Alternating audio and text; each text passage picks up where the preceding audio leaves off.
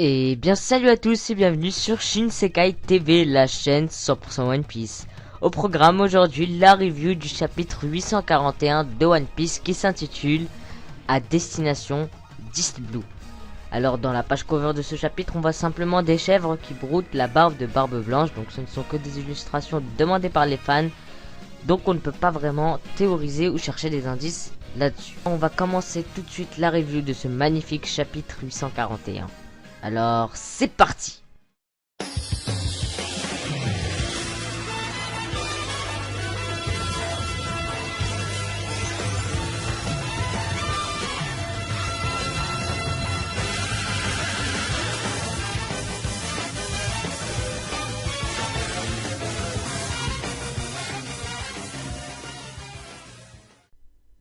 On commence ce chapitre dans la continuité du flashback qui a été entamé il y a 2 chapitres il me semble, et on voit Sanji qui est enfermé depuis 6 mois et donc il s'est plus ou moins habitué à être enfermé. Il a des habitudes, notamment lorsqu'on lui ramène des repas, et il faut avouer que personne ne sait vraiment où vont les repas en fait. Personne n'est vraiment au courant que Sanji est toujours vivant, à part peut-être son père et quelques personnes, parce qu'on voit bien que les cuisiniers ne le savent pas, que ses frères ne le savaient pas. On va en parler juste après. Et donc je pense qu'il n'y a que son père et peut-être quelques soldats, mais j'en ai aucune idée. En parlant de ça, lorsqu'on voit Sanji en train de manger, parallèlement à cela, on voit Jaji avec ses enfants. Il chérit ses enfants. Et c'est vraiment quelque chose de très intéressant à voir, c'est-à-dire que pendant que Sanji mange et est enfermé, on voit que Jaji chérit ses enfants, etc. Et c'est vraiment triste parce qu'on voit bien que Sanji est complètement mis à l'écart et complètement oublié de sa famille. On continue ce chapitre 841 avec un flashback dans le flashback. Donc dans le flashback qu'il y a, on voit un flashback de Sanji qui pense au moment où il a emmené de la nourriture à... donc on le verra par la suite que c'est sa mère, mais d'abord... Déjà, il voit d'abord une servante qui goûte le plat et donc elle a la bouche en feu tellement c'est immonde. Et c'est une petite scène comique, c'est vraiment drôle de voir ça. Mais après, on voit enfin la mère de Sanji qui n'a pas les sourcils en vrille, et ça c'est quelque chose de très intéressant à noter, c'est qu'elle n'a pas les sourcils en vrille comme donc tous les enfants, Vinsmoke et le père. On ne sait toujours pas, peut-être bien qu'il l'a, peut-être qu'il ne l'a pas. Et donc on voit donc la mère de Sanji qui est contente de voir Sanji. Donc il s'est déplacé de très loin, à ce qu'on peut remarquer qu'il est venu de loin, car déjà le soldat ne voulait pas le laisser partir. On lui a dit que c'était bien trop loin, etc. Et lorsqu'il est arrivé, la servante et sa mère dit que tu es venu jusqu'ici. Donc l'infirmerie ou l'hôpital est vraiment très loin du palais, et c'est peut-être Jaji qui l'a fait exprès pour vraiment isoler et mettre de la distance avec la mère de Sanji. Mais peut-être qu'on aura la réponse dans un prochain chapitre. Donc on voit la mère de Sanji qui mange ce que Sanji lui a apporté avec le sourire, ce qui rend bien évidemment Sanji très heureux. Suite à cela, on repart donc là où on était. On revient dans le flashback, dans le premier flashback, où on voit Sanji avec son masque de fer toujours, qui a une petite visite, parce que ce sont donc ses frères et sa sœur qui vont venir, et pour le martyriser et le frapper comme à chaque fois.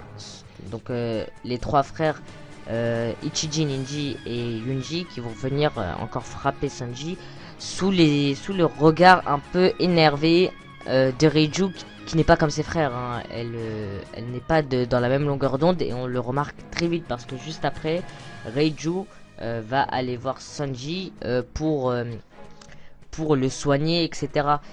Et donc c'est ça qui est intéressant à voir, c'est que Reiju tient à Sanji, même s'il a été mis de côté, même s'il a été rejeté. Elle a de l'empathie et de la tristesse envers lui, et c'est d'ailleurs ce qu'elle va nous expliquer, parce qu'elle nous dit que ses frères ne sont pas pourvus de ces émotions, donc la tristesse, l'empathie, etc. Et que c'est peut-être à cause des modifications génétiques, donc c'est comme ça. Alors que Reiju, elle, ressent des émotions. Et peut-être que Sanji les ressent également. Enfin, c'est sûr que Sanji les ressent également, puisque on le connaît très bien maintenant, qu'on le voit depuis le début du manga. Suite à un petite discussion entre les deux où Sanji dit d'ailleurs à Reiju qu'il va devenir chef, etc.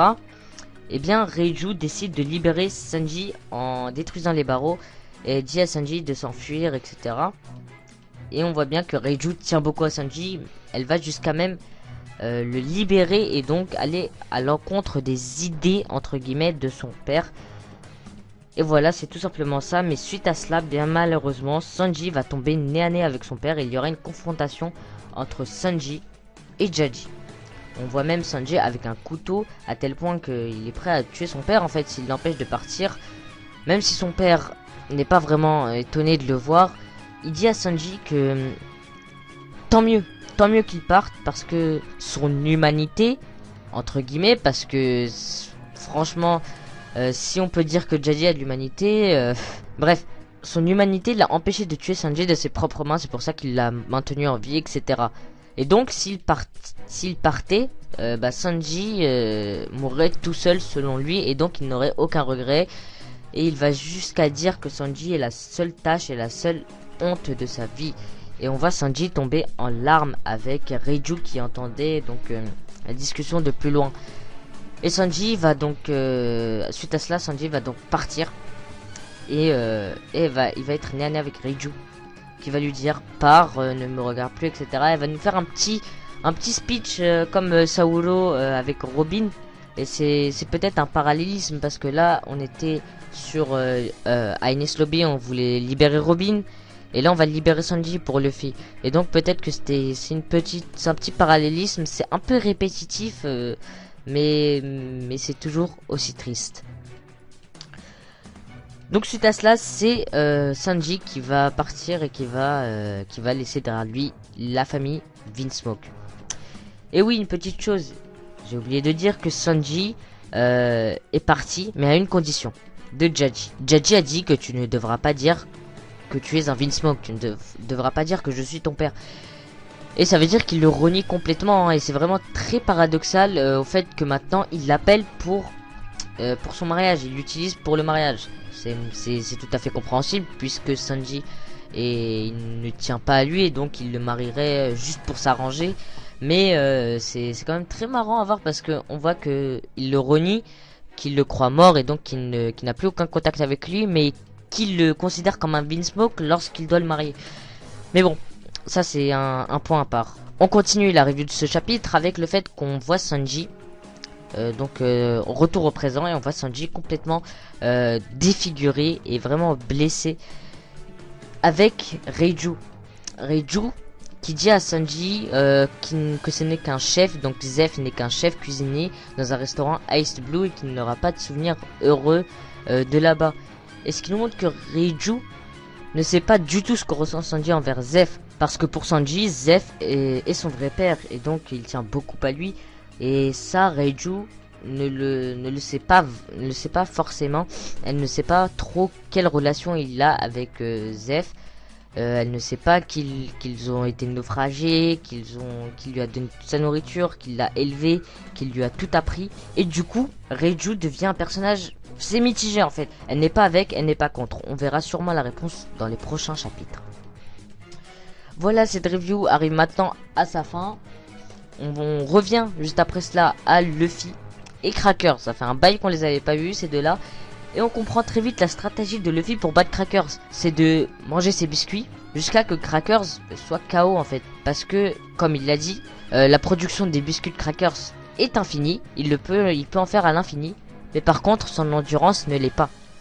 Et c'est un point que Luffy va utiliser parce que il va manger les biscuits de Crackers. Du coup, lui, pour sa part, il reprend des forces. Et ensuite, il va le combattre. Peut-être qu'après, il va se reposer, remanger les biscuits, donc reprendre des forces.